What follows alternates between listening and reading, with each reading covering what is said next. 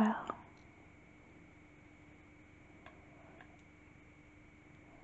I'm pleased the invite arrived okay in the post. I did try to telephone as well, but I thought it'd be nice for this special occasion to send out a very regal invitation to join me for some tea.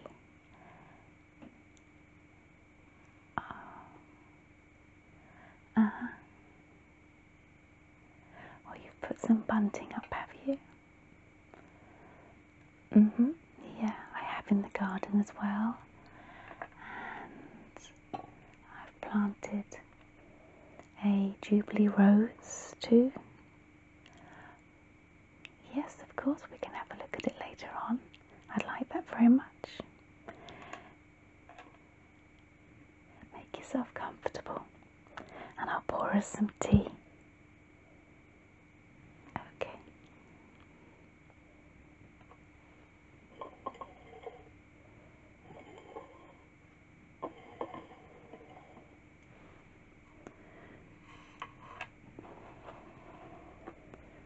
So how's your garden coming along?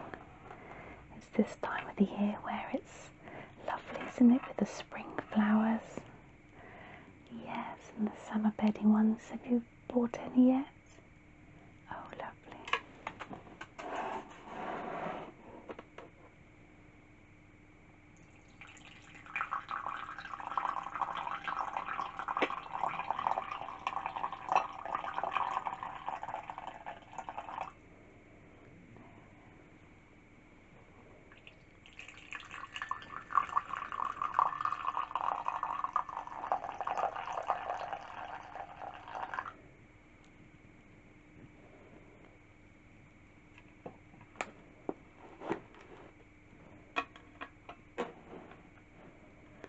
Would you like any sugar with yours?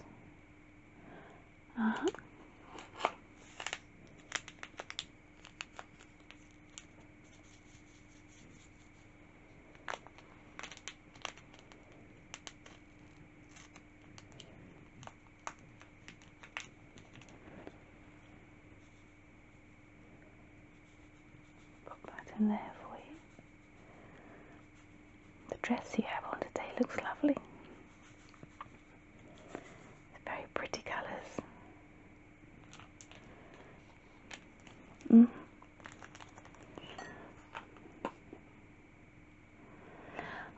I'm going to put together another book club, yes, for the stars, the Hollywood book club. Yeah, I'll be delighted if you could join me for that.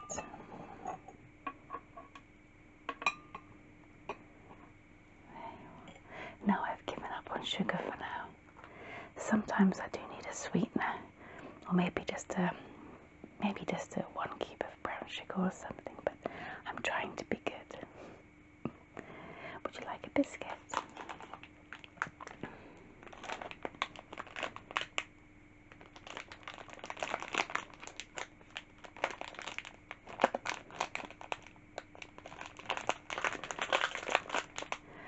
Well, yes, I found this most wonderful Coronation souvenir book of 1937. And as it's Her Majesty's Platinum Jubilee,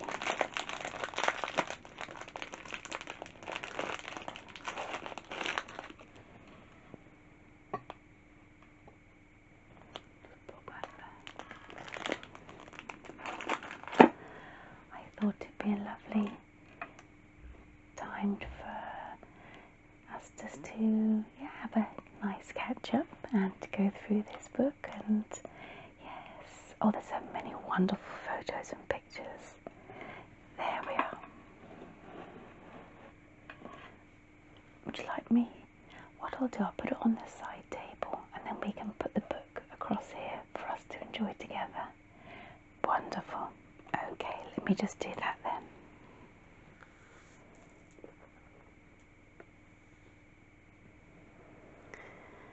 Oh, the biscuits. Oh, I know.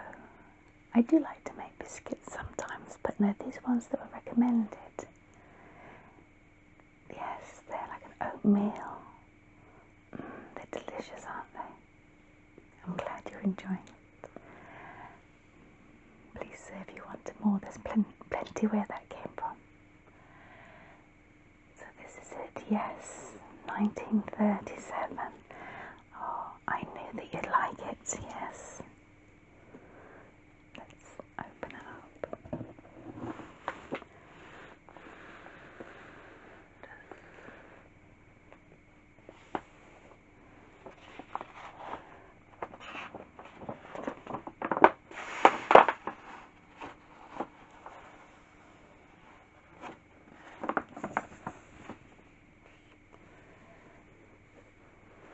Beautiful.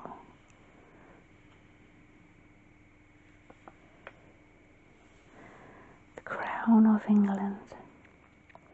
The St. Edward's crown used for the act of coronation, richly adorned with diamonds, emeralds, sapphires, rubies and pearls. This heavy crown is exchanged for a lighter one, the imperial crown, before the King leaves Westminster Abbey.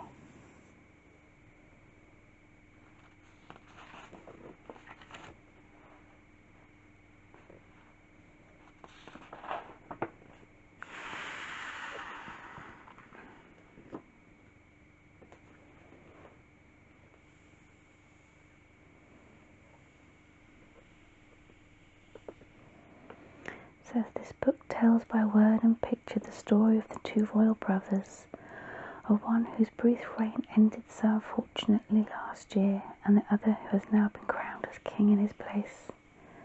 As time tempers the memory of Edward VIII's 10th month's reign, there seems less and less reason that such a memory to be a tragic one. Edward had served his empire through 25 of its most tempestuous years. His task during the 2 decades was no less arduous than that performed by his august father, King George V, nor less important in rebranding the war-frayed tissues of empire.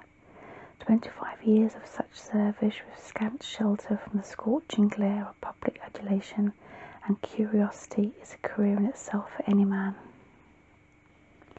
Sir Edward made it a career. Not as Edward VIII, but as Prince of Wales will he remain in the memories of his subjects. Edward's brother, blessed with wife and children, is now our king. Nor did his coronation come before the nation had time to discover in him unsuspected strains of that strange charm which had always been one of Edward's assets. Of the sterner virtues possessed by King George VI, no one has ever had any doubt. They are the virtues of authentic kingship.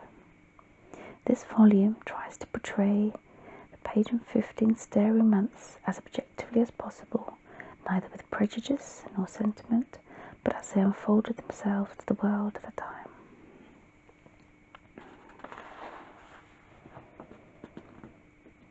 Well, yes, we can look at the pictures and pick up on key points as we go through. I do have a book actually on Queen Elizabeth and an article which I'll have to bring to hand. I'll see if I can find it later on.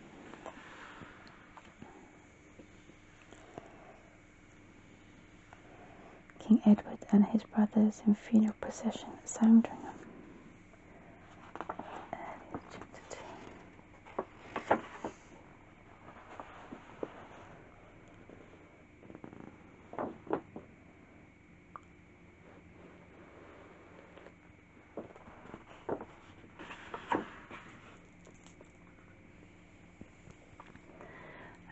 First state drive as the monarch.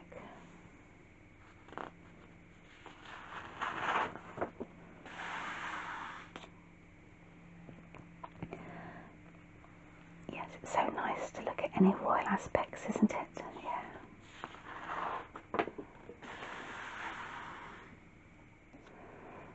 The forge, air picture of King Edward's country home, Fort Belvedere, in lovely woodland setting.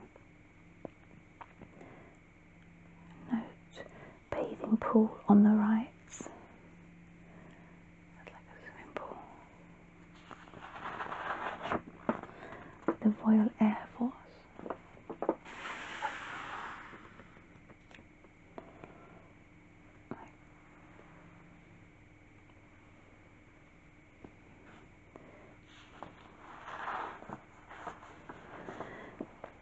The king rode on a few seconds earlier.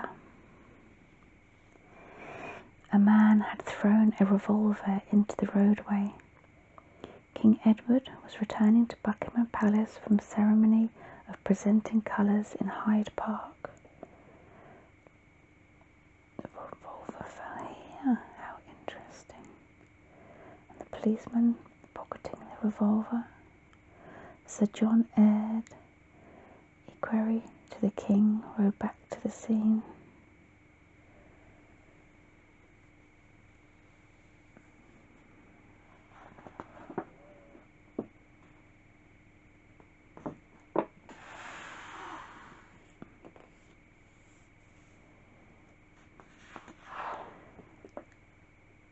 Beautiful. The orb and the royal sceptre with the cross. The golden orb is held so significantly, the dominion of the Christian Church over the world.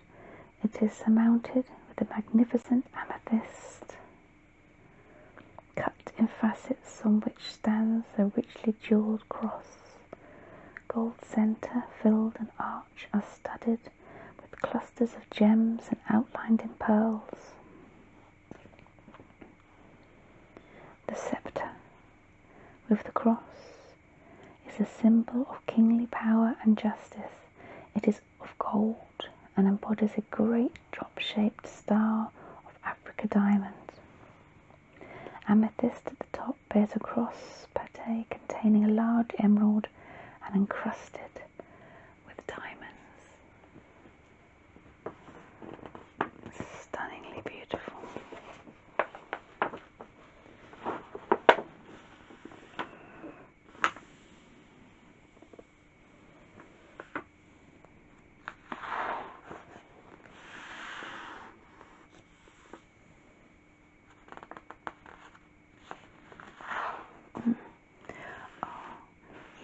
I hope for the Queen it's a beautiful sunny day on the 2nd of June for her bank holiday, and the 3rd of June.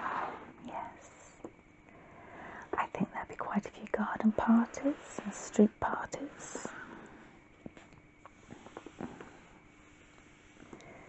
Yeah.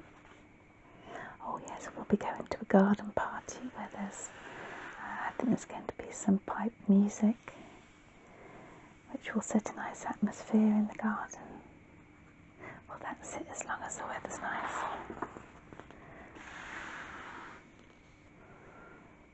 Armistice Day in 1936. King Edward greets his mother.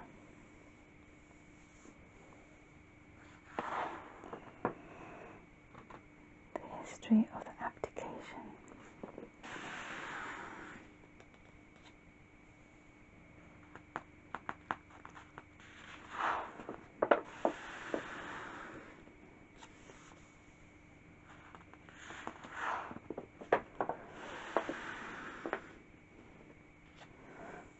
Ex-servicemen in South Wales.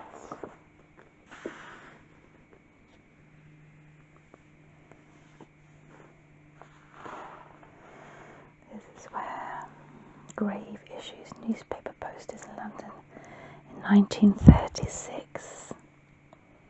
Mrs. Simpson leaves England. While the Prime Minister was making this statement to a crowded, expectant house, Mrs. Simpson, the woman who was causing an empire to tremble, nay, to rock on its very foundations, was speeding across France to an unknown destination. As early as Thursday, it was rumoured that Mrs. Simpson contemplated going abroad, but it was not until Saturday morning that it was known that she had slipped out of the country. This is how the story of one of the most dramatic and romantic flights in history was received in London on Saturday morning. On Thursday night, Mrs. Simpson escaped through the throng of curious watchers outside her house in Regent's Park, jumped into a police car which was started at once for Newhaven. 2 Scotland Yard officers formed an escort. At Newhaven, Mrs. Simpson, accompanied by an unidentified man, a detective, and a chauffeur, went on board the cross-channel steamer. This account of the voyage was given to the Daily Express over the telephone from the Dieppe by the captain of the vessel. I was not warned that Mrs. Simpson that afternoon. The French police refused to take any statement. Then they admitted that Mrs. Simpson was in France and said they had been instructed to observe the greatest secrecy about her visit.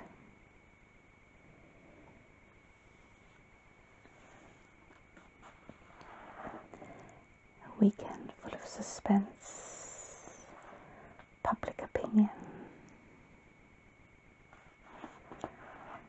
It is, isn't it? Yeah.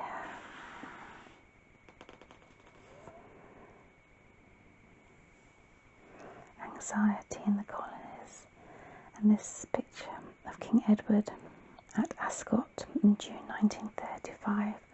Well, yes, Ascot, the races are coming up, aren't they? In 2 weeks' time, I think. Yeah. Mrs. Simpson's attitude. On Tuesday, December the 8th, a statement was given to journalists at Cannes by Lord Brownlow, a lord-in-waiting to His Majesty, who was with Mrs. Simpson. Mrs. Simpson, it said, throughout the last few weeks, has invariably wished to avoid any action or proposal which would hurt or damage His Majesty or the throne. Today her attitude is unchanged, and she is willing, if such action would be to solve the problem, to withdraw forthwith from a situation which has been rendered both unhappy and untenable. Mrs. Simpson has given no interview of any sort or kind, and has made no statement whatsoever other than the statement I now make on her behalf. And there it is in the paper. I am willing to withdraw. Front page story from Cannes.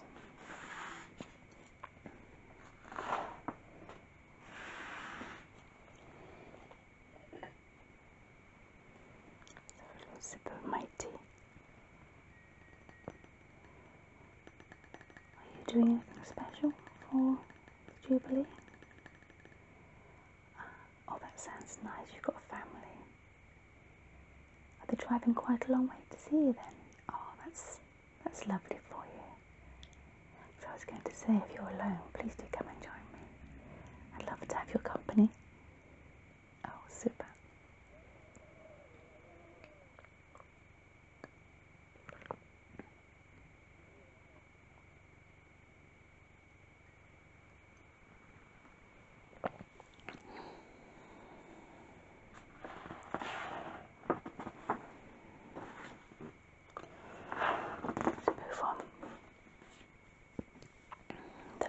Phase. The Act to the Ministers, King Edward's Farewell. King Edward VIII said his farewell to the nation in a 537-word speech over the radio on the same night of the 11th, and not only the nation but all the world listened to his words. Never in the world's history had a speech been delivered to an audience so immense. Never before has a royal voice carried such human poignancy to the four corners of the earth. At 10 p.m, the borough voice of Sir John Rafe, Director General of the BBC, came over the air. This is Windsor Castle, His Royal Highness, Prince Edward. There was a pause and a shock. Prince Edward? Then the man who had been our king, began to talk, clearly, slowly, in balanced tones, without passion, while the world listened.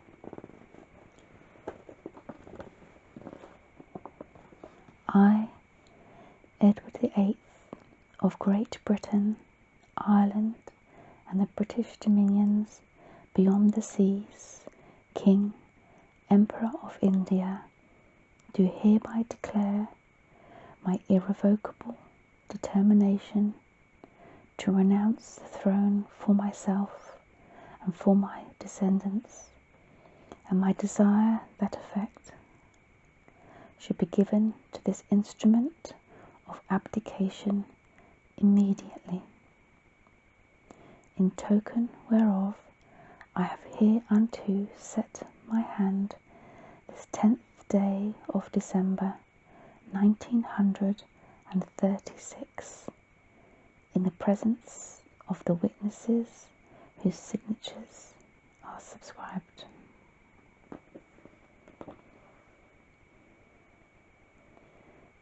And his 3 brothers signed at Port Belvedere.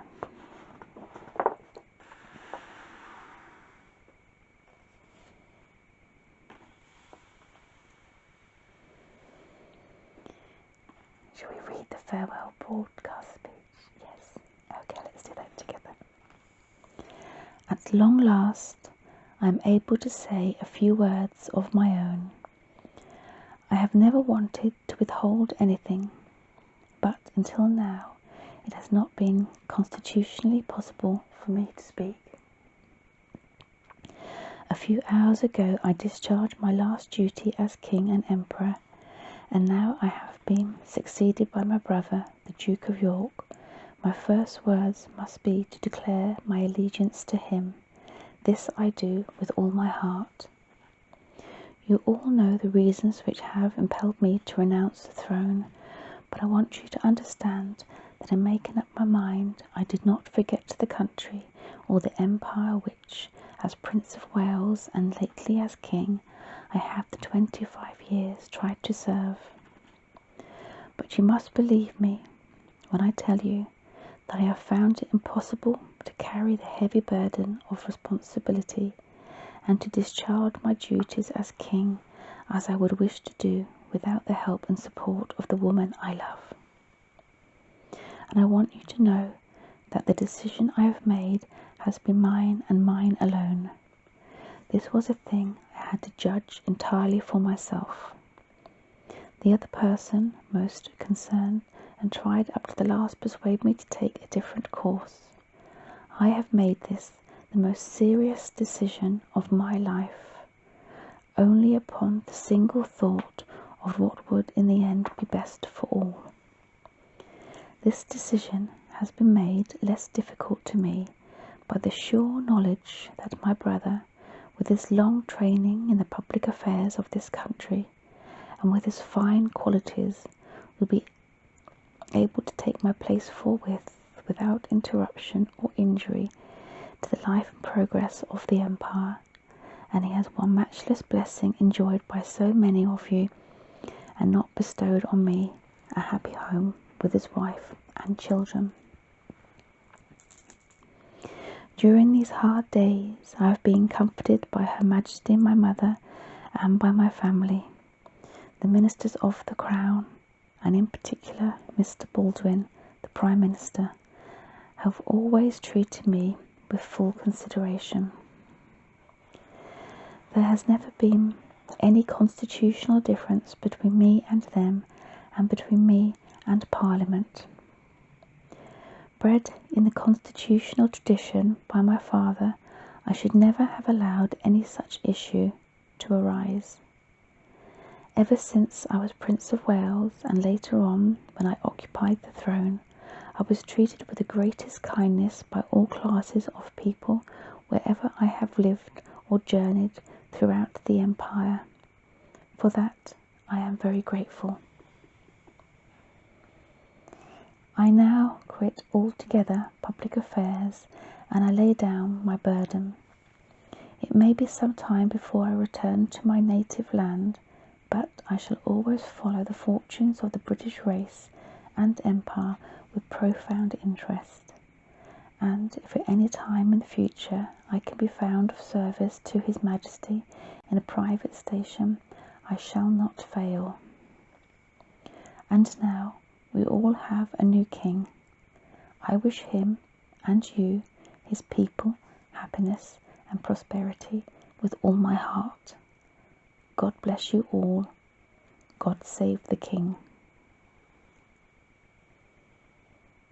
Then all broadcasts ceased for the night, and the man who had been our king slipped away from Windsor Castle, where he had spoken this epic farewell, and hurried through the night into exile. At 1:50 the destroyer HMS Fury slipped out of Portsmouth harbour, bound for Boulogne. A day later Edward, Duke of Windsor, was in Vienna on his way to Castle Enzelfeld as the guest of the Rothschild family.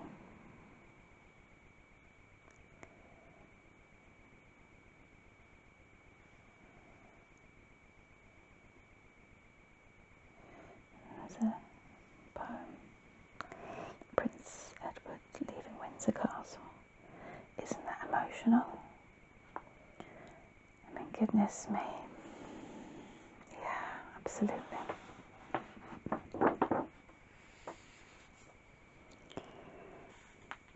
That's a lovely picture, isn't it? Happy families. The King and Queen.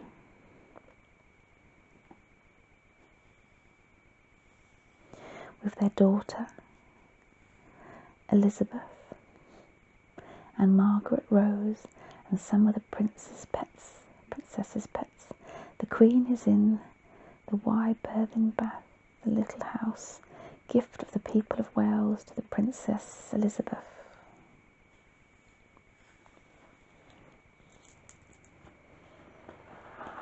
King George VI ascends to the throne.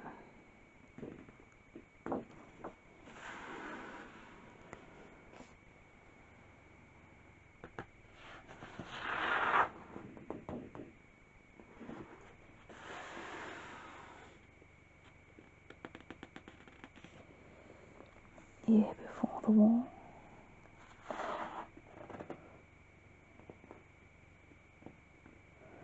The girl who became the Queen.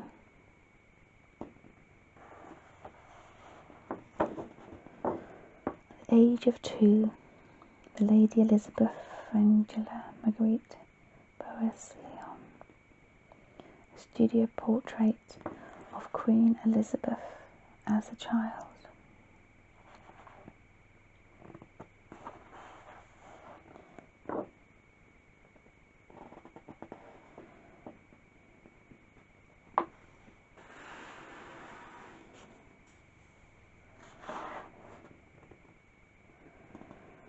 The Duke and Duchess of York are kneeling at the altar. In the royal group are Queen Alexandra, King George V and Queen Mary, married in Westminster Abbey.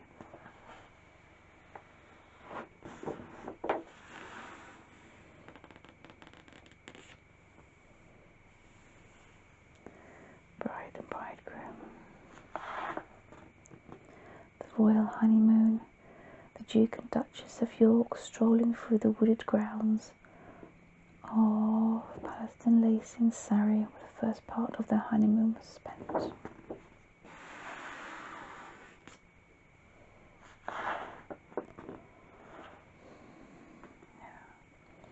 Their first daughter, the Duke and Duchess of York, with the Princess Elizabeth, born on April the 21st, 1926.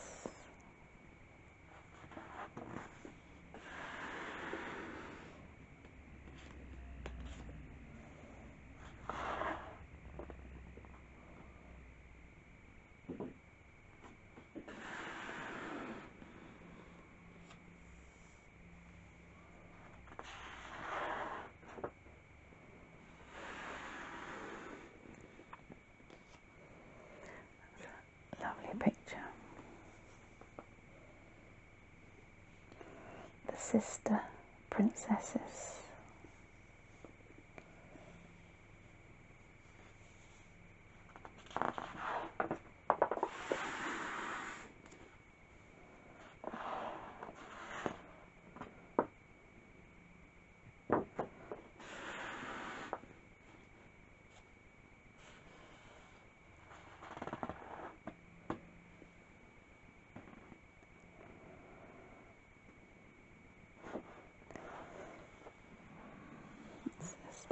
And he forgot his hat.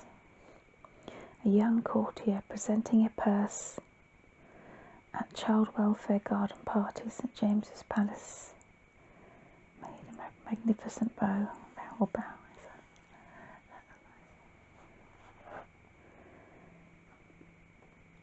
That's a fun photo. When the king shot the shooters. So you have the press, haven't we? Yeah. And then he's taken a photo of all those in the press. He said, "That's all right," he said. "You fellows are always photographing me. Now I'll show you what it's like. Line up."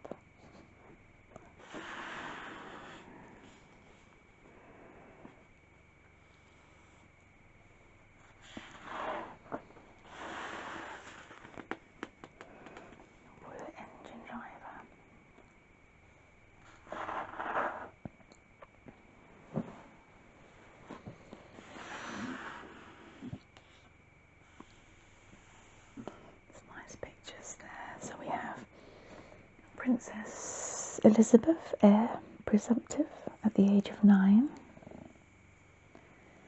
It's nice. There she is at 1 year old. They are lovely pictures. A picture popular all over the world. The first picture taken with her mother, May 1926. In 1930, she called herself Princess Lilibet then.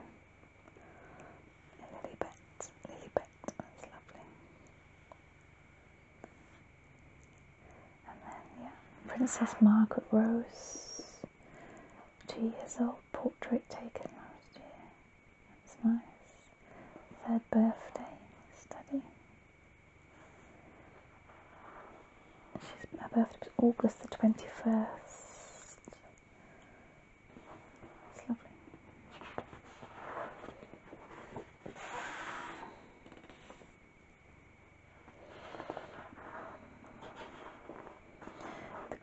At her old home with the Princess Elizabeth and Margaret Rose at historic Glamis Castle.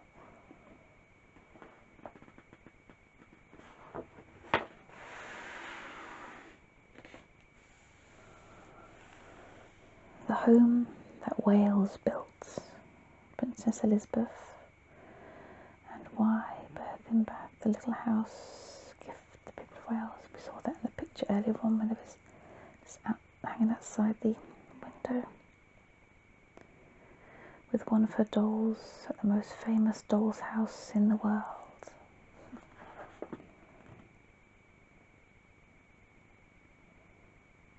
Nice. The princess with some of the pets at the Royal Lodge, remember? And then we have Princess Elizabeth in the saddle, a ride in Windsor Great Park. Where her love of horses. She does, yes, she absolutely loves her horses. And there was a wonderful show on the other night. Yeah, did you see it on the telly? Yeah. Oh, it was fantastic. And I love seeing her expression when she watches the horses and when you see her at the horse racing, like Royal Ascot. Oh, it's such good cheer.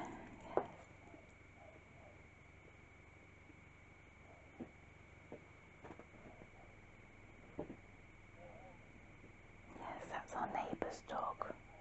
Hopefully he'll quieten down in a moment. He always does that when the postman comes round.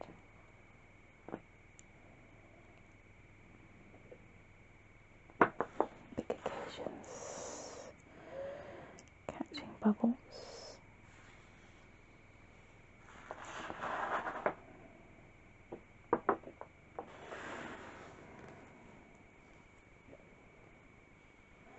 King, as Duke of York, played in the men's doubles at Wimbledon in 1926. I didn't know that. Did you know that? How interesting. Watching civil service boxing championships.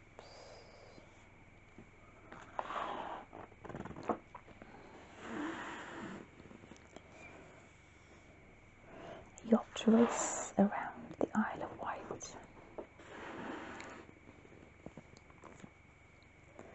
The new rain dawns.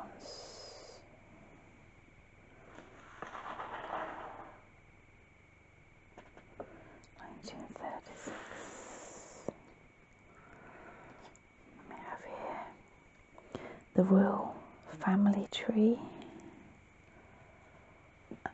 Goodness, yeah. Goes back to there at the bottom. William the Conqueror. King William I the Conqueror from 1066 to 1087. I could actually be really interesting to go through on its own. As we go up through the time,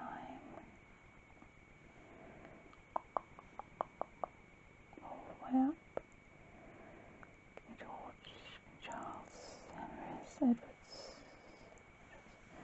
and King George, House of Windsor. And then who was married to down that side.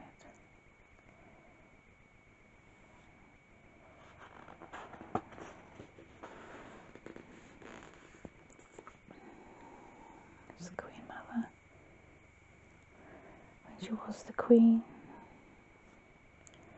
Early days of the reign.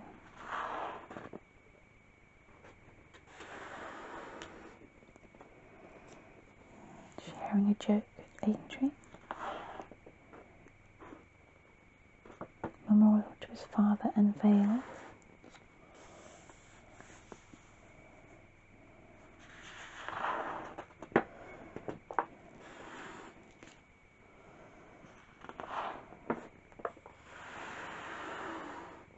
The King and the Queen leave the palace for their coronation.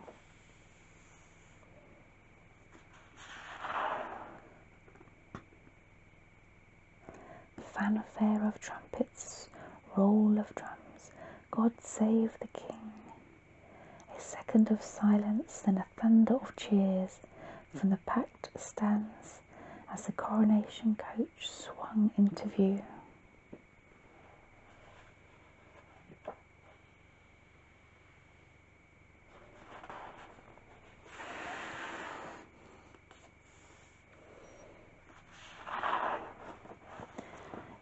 It's going to be, busy like that at the end of the week. Her Majesty. That's a wonderful picture, look at that. A close-up of the coronation coach. It is 24 feet long, weighs 4 tons, and is supported at each corner by the figure of a Triton. Wonderful.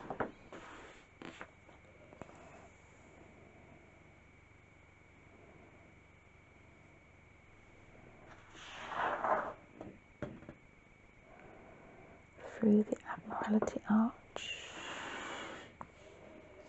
sailors line the route in Trafalgar Square.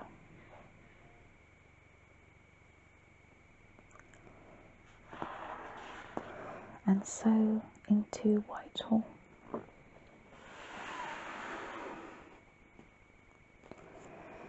The King and the Queen past the Cenotaph.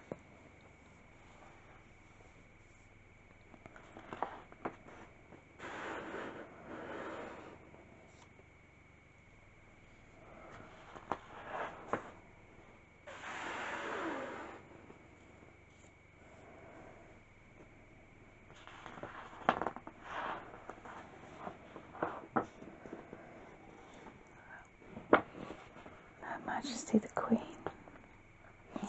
That'll be the Queen Mother.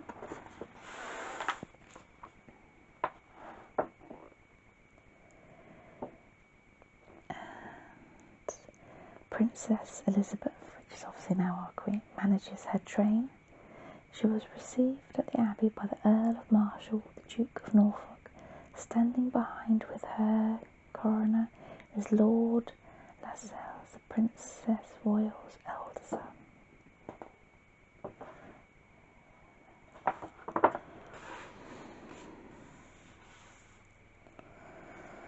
The regalia and the recognition.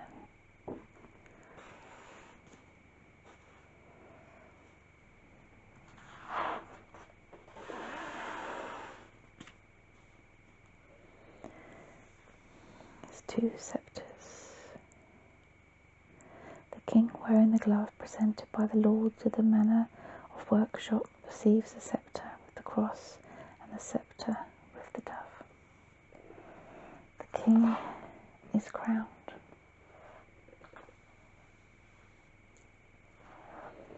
The primate of all England raises the crown of the St. Edward on high before placing it on the king's head. A moment later, the abbey echoed with the cry, "God save the King." Drums rolled, silver trumpets sounded, and the guns of the tower boomed to salute.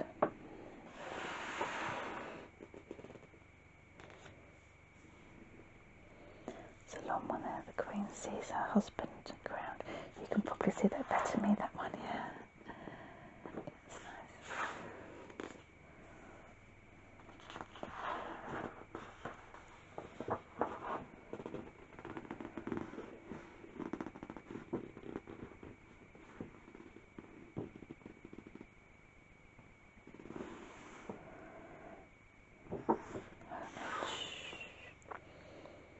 Kneels at the king's knees, robed and crowned.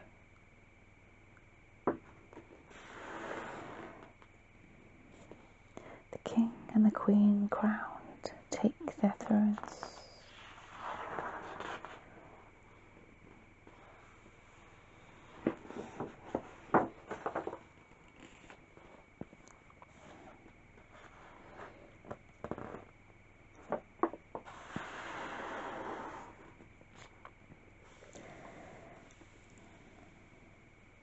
Procession.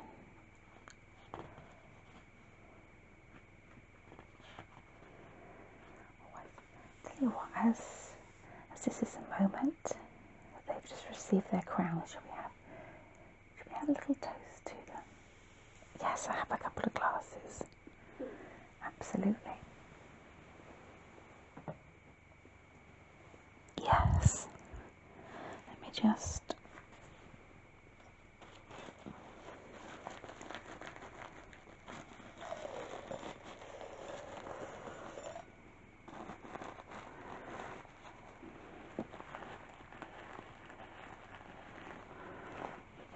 I'm so pleased you came round for us to have a look through this book. Well, yes, it's not obviously about Elizabeth per se, but it's just so wonderful looking for a royal book at such a nostalgic time, isn't it? It is, yes. I did actually have several old newspapers relating very much to our Queen. And I took them into a place near to me, and unfortunately somebody took them. Yes, I know, so disappointing, isn't it?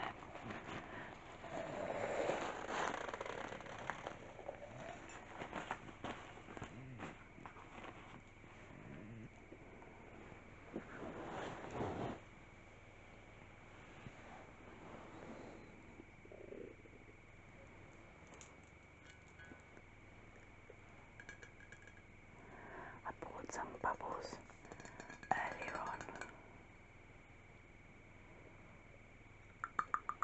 So let me just pour that for you.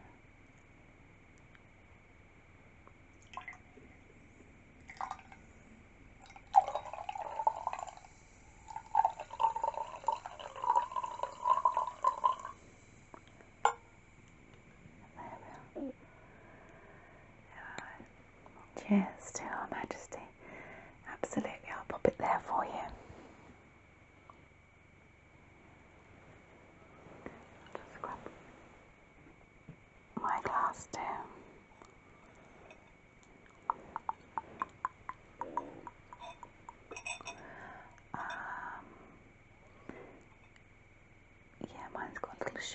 bottom.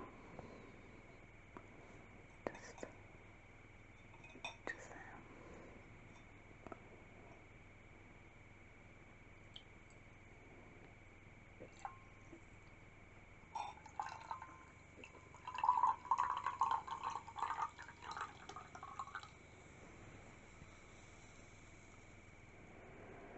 Lovely sound, isn't it?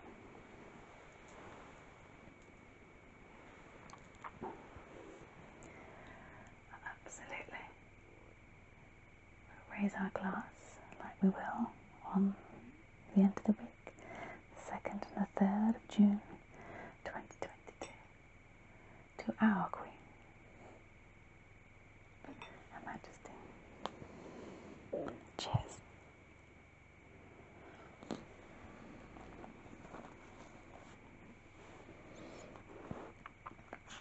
It is quite a dry one, isn't it? Yeah.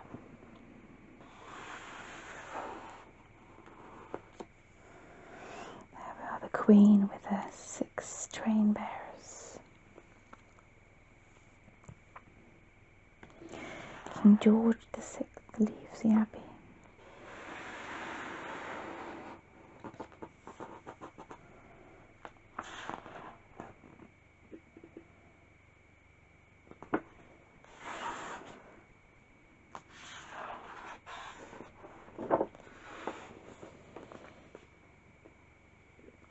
Sir, is your Majesty willing to take the oath? Lovely picture, isn't it? Yeah. And the 2 crowns, 2 scepters. Wonderful. The golden coach leaves the Abbey.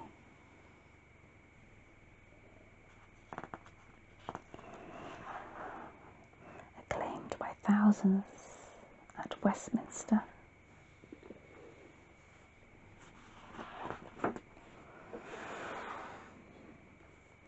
Recrossing Trafalgar Square, the procession passes Nelson's Column. All the way there, all the way there.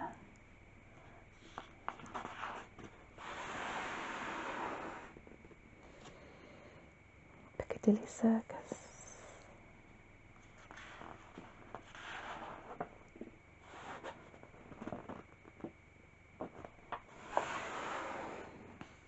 The guards in Oxford Street. Marshall and they all are there. And if you look closely there, the princesses go by. It's nice.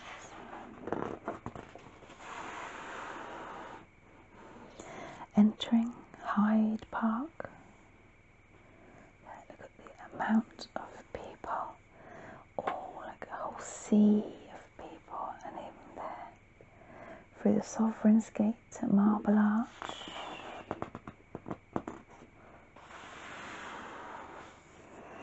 Beneath the Quadriga. Back to the palace.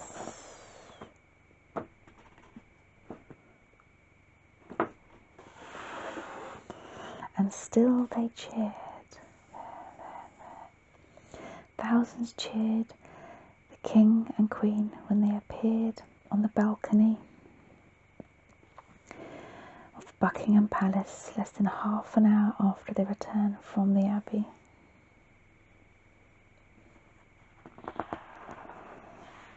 The Queen, arm affectionately around her daughter, acknowledges the cheers.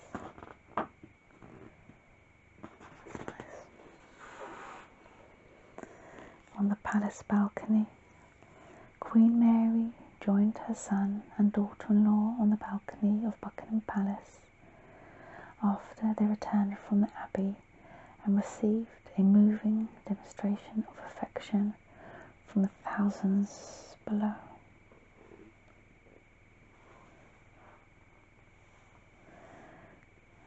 Queen Mother.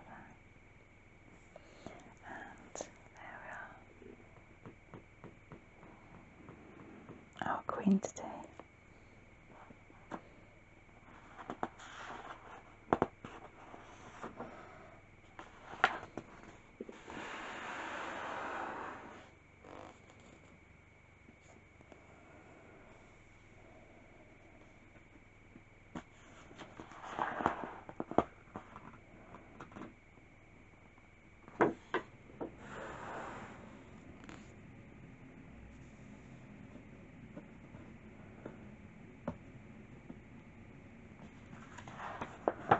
Coronation of floodlighting, Westminster Abbey, Trafalgar Square, and the destroyer's eclipse, and the echo outlined in the Thames off Erith Pier.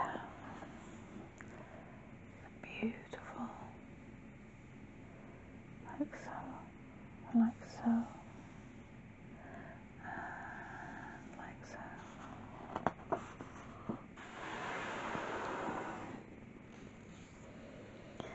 London Grandstand. They climbed the Victoria Memorial near the palace on Coronation night, and they wouldn't come down, so some of the police had to go up.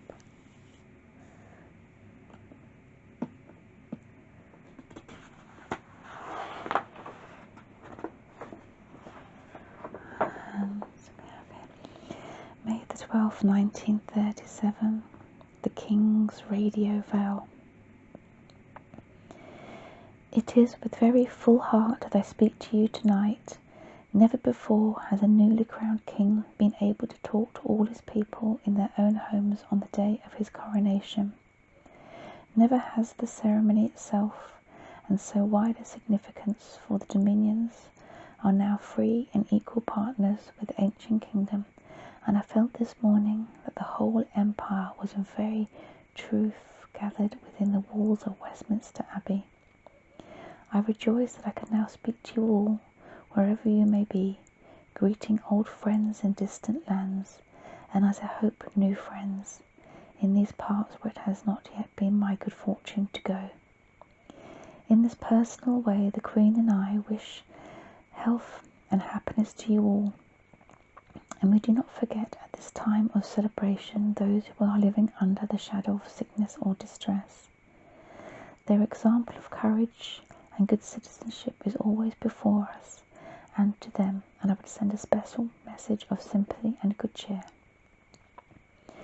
I cannot find words with which to thank you for your love and loyalty to the Queen and myself. Your good will in the streets today, your countless messages from overseas and from every quarter of these islands have filled our hearts to overflowing.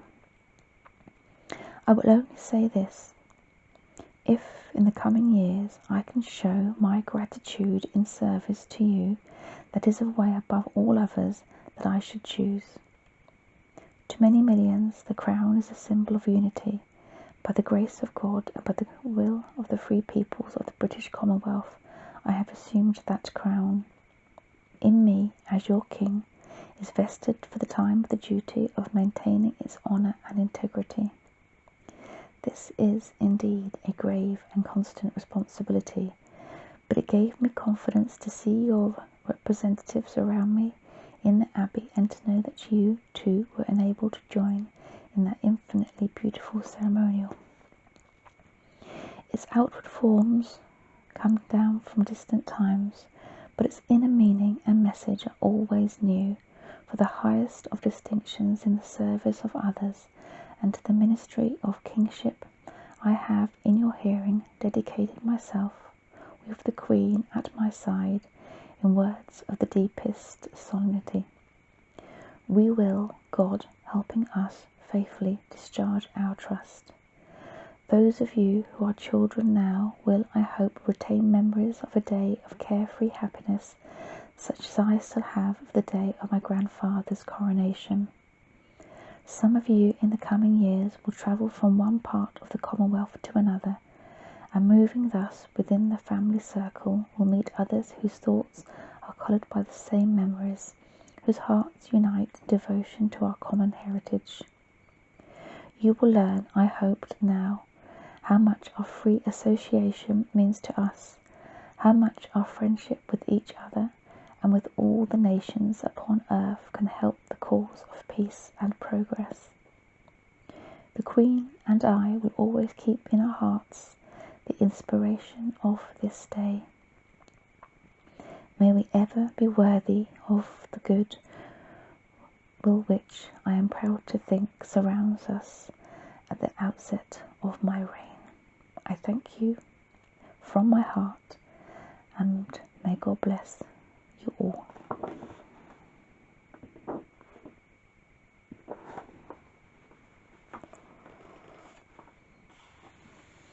And the official coronation group.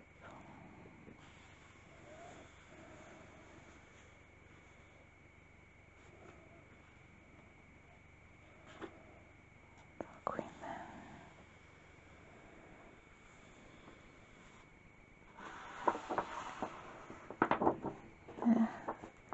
Wasn't that delightful to go through? Yes, absolutely.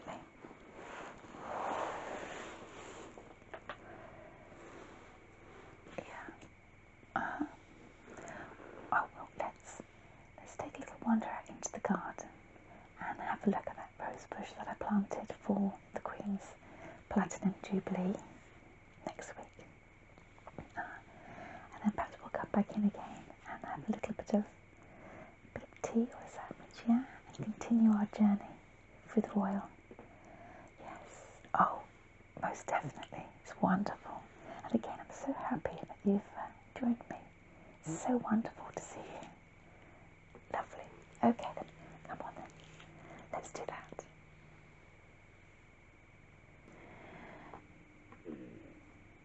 I'm so pleased that we've come back to continue our journey with the royals. It was so nice to walk around the garden, wasn't it? And the weather out there is just glorious. Yes, my 2 rose bushes that I wanted to show you. That's, the pink one for Elizabeth, yeah. It's a light, but I think it might go a bit richer in pink, yes. And, yes, the other one, the white one was the honour. Yes, yeah, I wanted them in there because of the Queen's Platinum Jubilee, yes. Have you got something in your garden? Oh, lovely. Oh, that sounds delightful. Yes. Well, it was interesting, wasn't it, going through the book and seeing the royal journey with the abdication of King Edward and then the coronation of King George. Yeah. And yes, let's continue now with Her Majesty Queen Elizabeth. Yes. Well, we did start on our sandwiches, didn't we, in the garden? But I brought a little plate up for us just to continue, yeah. It's little cucumber and lettuce sandwiches, so I'll pop those to one side. Oh, please do help yourself. I've popped a couple of little treats. Yes. Yes, some fudge, some chocolate. So I'll just pop those there. Yes, oh, wonderful.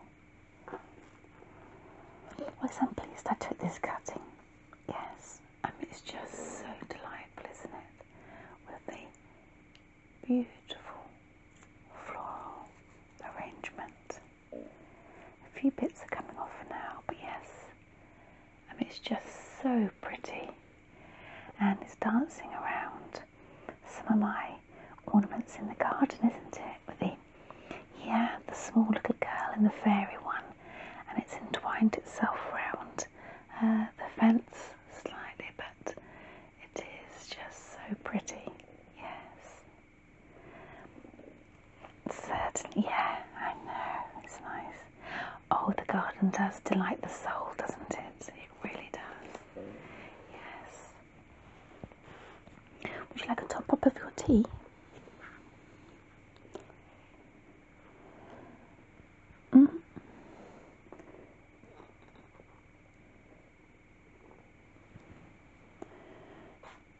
I think I topped it up earlier on when we first came in, but I'll just pop a little dribble more in for you so you can enjoy it with our journey with the royal family to commemorate the Queen's Jubilee. Yes.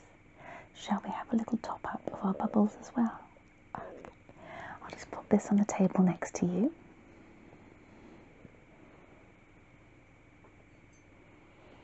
There we are. I'll just grab from the side table. That's your glass, wasn't it? Yes, because you had the pretty little. Yeah, absolutely.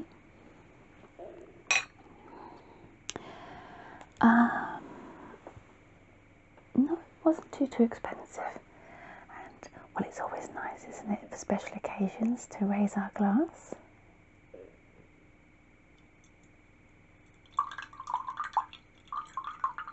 I can hear the bubbles.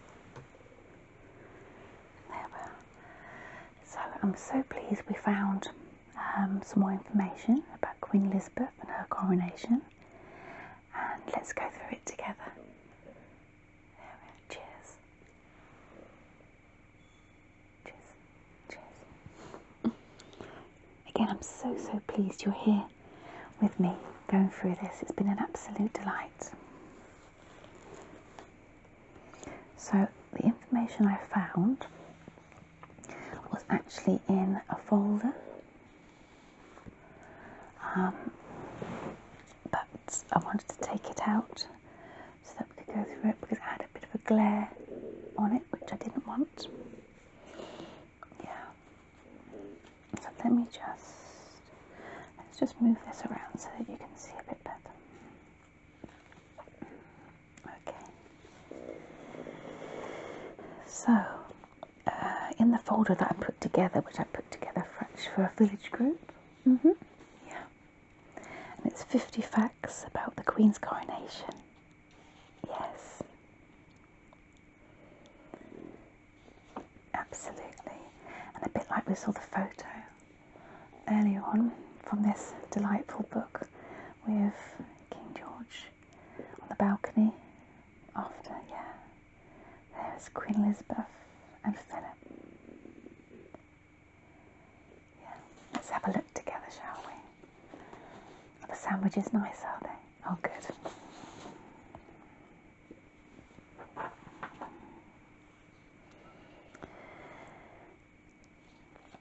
Coronations have been held at Westminster Abbey for 900 years, and the coronation of Queen Elizabeth II was to follow suit. But the coronation of 1953 was groundbreaking in its own right, the first ever to be televised. It was watched by 27 million people in the UK alone, and millions more audiences around the world.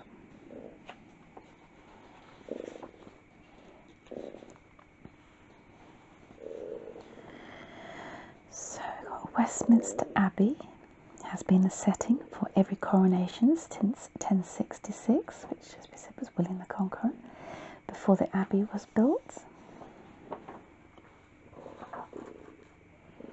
And crowned in Westminster Abbey in her own right. The first was Queen Mary I, who was crowned on the 1st of October 1553.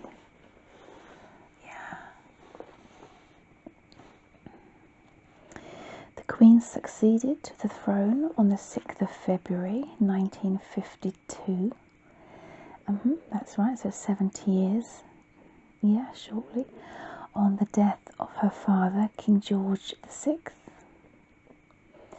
And that was their coronation book we enjoyed earlier on before we had our walk around the garden. Yeah. She was in Kenya at the time and became the first sovereign in over 200 years to accede abroad. The Queen's grandmother, Queen Mary, aged 81, was the first queen to see a grandchild ascend to the throne. However, she died before the coronation took place.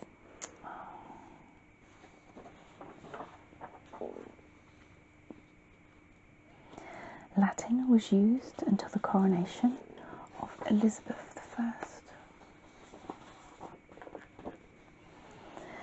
The incumbent Earl Marshal is responsible for organising the coronation. Since 1386, the position has been undertaken by the Duke of Norfolk. The 16th Duke of Norfolk was responsible for the Queen's coronation in 1953, and he was also responsible for the state funeral of Sir Winston Churchill, and that was 1965, and the investiture of the Prince of Wales in 1969. The Queen and the Duke of Edinburgh were driven from Buckingham Palace to Westminster Abbey in the Gold State coach, pulled by 8 grey gelding horses. Cunningham, Tovey, Noah, Tedder, Eisenhower, Snow White, Tipperary, and McCreary. Oh, that's delightful, isn't it? Oh, because she does love her horses. We said it earlier, didn't we? Yeah. And yeah, in the previous one, we did have the beautiful picture of the Gold State coach, didn't we? Which we saw with King George. Yeah. Wonderful.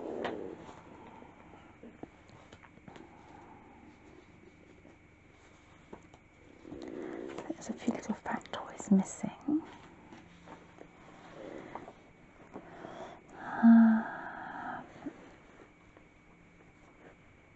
That's beautiful.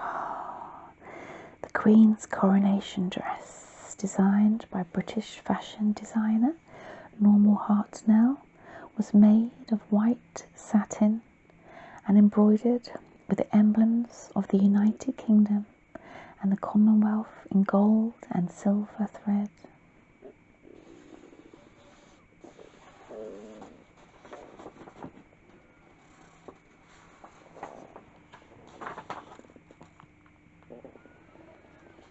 I've got a terribly rumbly tumbly, so I do apologise.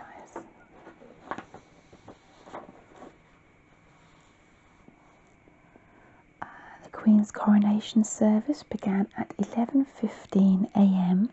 and lasted almost 3 hours. On her way to the coronation, Her Majesty wore George IV's state diadem, the crown depicted on stamps. Made in 1820, the diadem features roses, shamrocks and thistles with 1,333 diamonds and 169 pearls.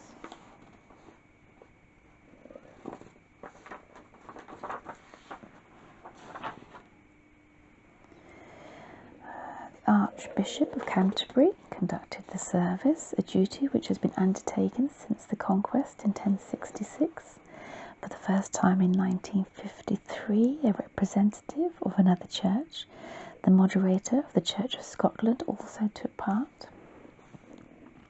The coronation service fell into 6 parts: the recognition, the oath, the anointing, the investiture, which includes the crowning, and the enthronement and the homage.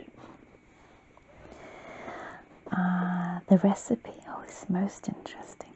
The recipe for the anointing oil contains oils of orange, roses, cinnamon, musk, and ambergris.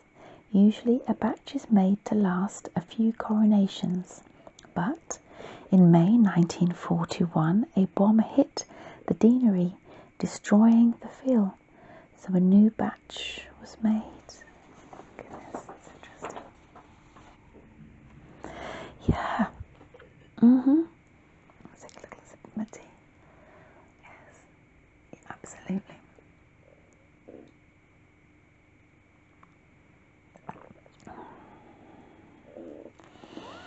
And so,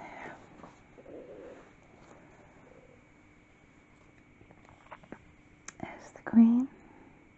During the investiture, the Queen first put on the newly made Colubium Sindonis, a loose linen lawn garment, and then a robe of cloth of gold called the dalmatic or super tunica.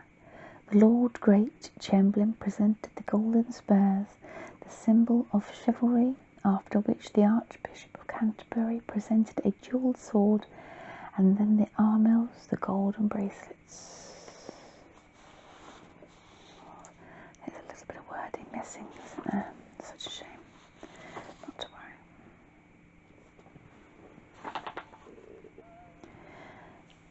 And again, we can see how busy it was in the streets of London, the same as we did when we went through this book.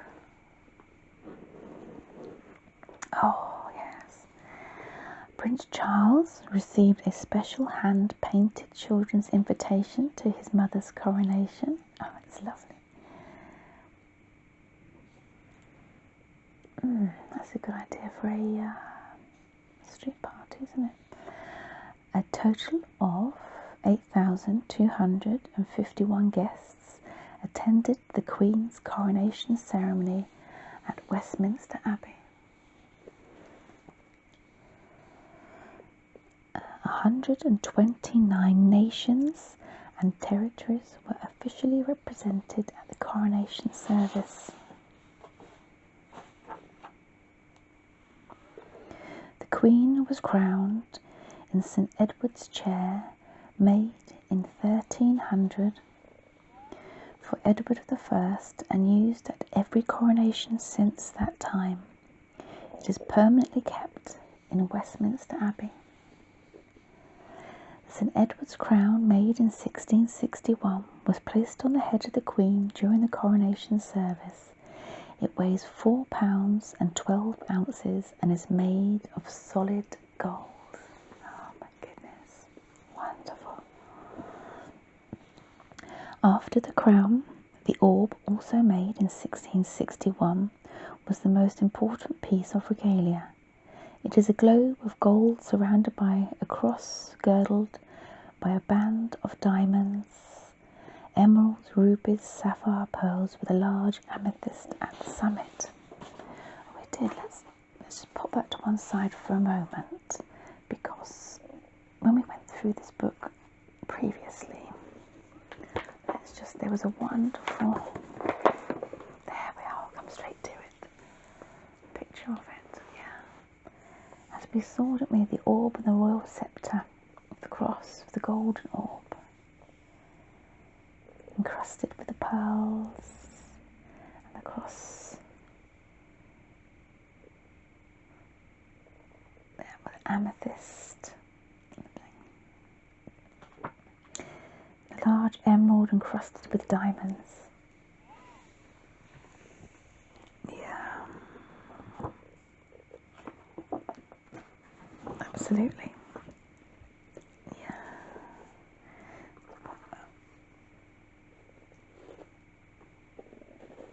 But let's make room for Hoth.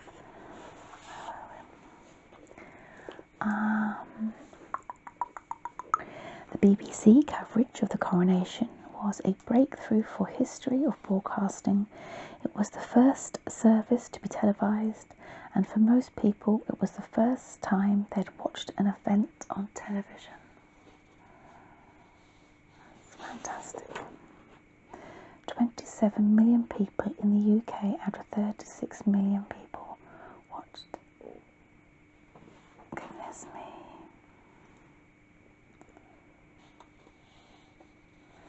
The return route was designed so that the procession could be seen by as many people in London as possible. The 7.2 kilometre route took the 16,000 participants 2 hours to complete. That's the crown.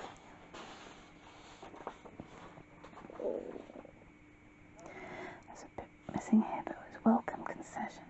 I think they gave something at the food. It was a welcome concession at a time the meat ration was 2 shillings a week. So I think there's something that they gave, which is good. The imperial state crown, which was worn by the Queen during her return to Buckingham Palace, contained 4 pearls traditionally believed to have been Queen Elizabeth I's earrings. Oh, it's lovely, isn't it? Yeah, absolutely. On the way back to Buckingham Palace, the Queen wore the newly made purple robe of estate. The embroidered cipher of the Queen and border of wheat ears and olive branches took a total of 3,500 hours to complete by a team of 12 seamstresses from the Royal School of Needlework. The silk for the embroidery came from a silk farm in Lullingstone in Kent.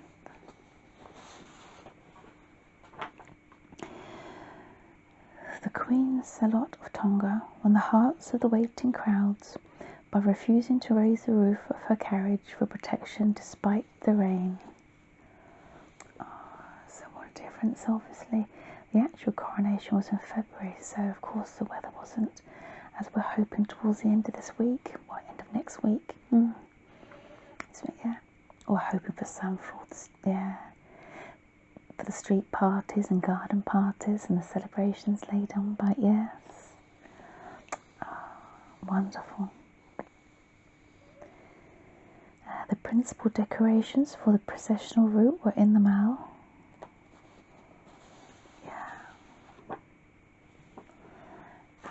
There's a little bit missing. It's twin spanned, but Her Majesty appeared again on the balcony at 9:45 p.m. to turn on the lights of London. Lights cascaded down the Mall, lighting the huge cipher of Admiralty Arch and turning the fountains in Trafalgar Square into liquid silver until all the floodlights from the National Gallery to the Tower of London had been illuminated. Wonderful. Coronation Chicken was invented for the foreign guests who were to be entertained after the coronation. The food had to be prepared in advance, and florist Constance Spry proposed a recipe of cold chicken in a curry cream sauce with a well-seasoned dressed salad of rice, green peas and mixed herbs. Constance Spry's recipe won the approval of the Minister of Works and has since been known as Coronation Chicken. Well, again, we saw the pictures, didn't we, here of the lights illuminated in London after the coronation, of King George. Right across London. Wonderful, spectacular scene. The official artist for the coronation was Polish artist Felix Topolski.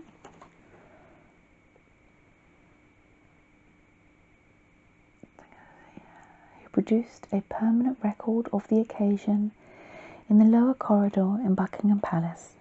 The painting was made in 14 sections, each well over a metre high.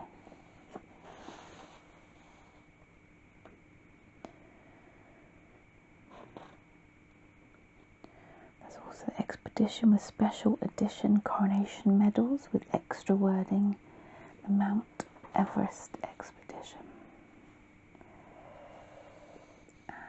The first overseas tour the Queen undertook after the coronation was to Bermuda, Jamaica, Panama, Fiji, Tonga and New Zealand starting in November 1953. Her Majesty returned in 1954 visiting Australia, Ceylon, which is now Sri Lanka, Aden and Uganda, going home in Britannia from Aden via Malta and Gibraltar. On the 24th of June 1953, the honours of Scotland, the crown, the sceptre and the sword, were carried before the Queen in a procession from the Palace of Holyrood House to St Giles Cathedral.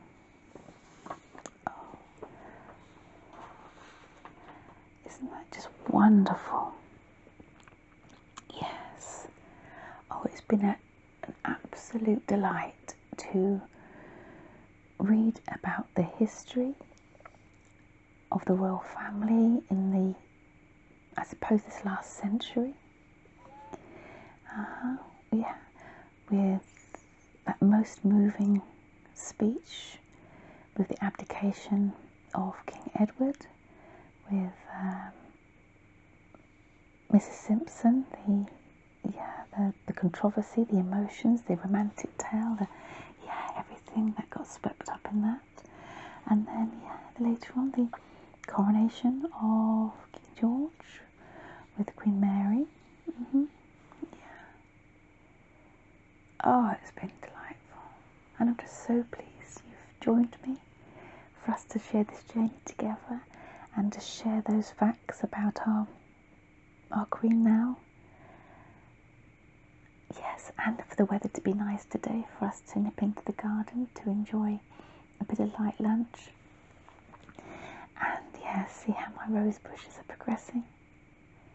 That's right, one was called Elizabeth, that's the pink one, and in honour of the Platinum Jubilee, the white one is called Honour. Oh, wonderful. Yes, well, cheers. And I hope all your celebrations are spectacular and you stay safe. And please do join me again very, very soon.